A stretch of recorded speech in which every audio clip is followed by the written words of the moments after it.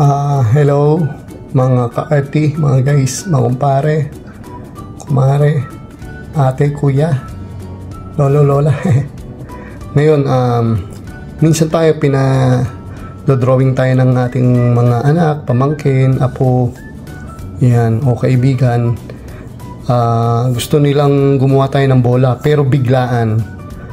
Wala tayong dalang protractor o any materials na bilog.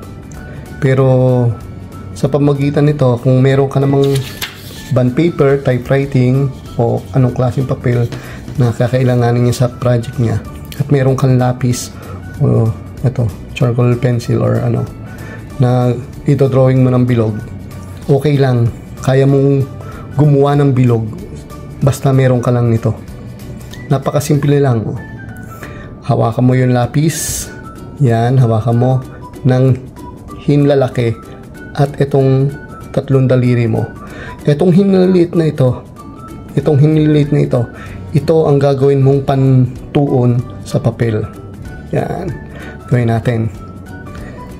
Yan, ito nyo lang yung hinlilit nyo, tapos ilapat nyo na yung lapis sa inyong papel, tapos hawakan nyo na.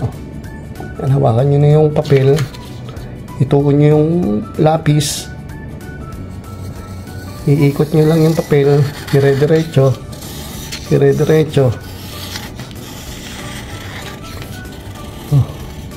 Yan, nakabuo na kayo ng bilog, di ba? Napakasimple lang.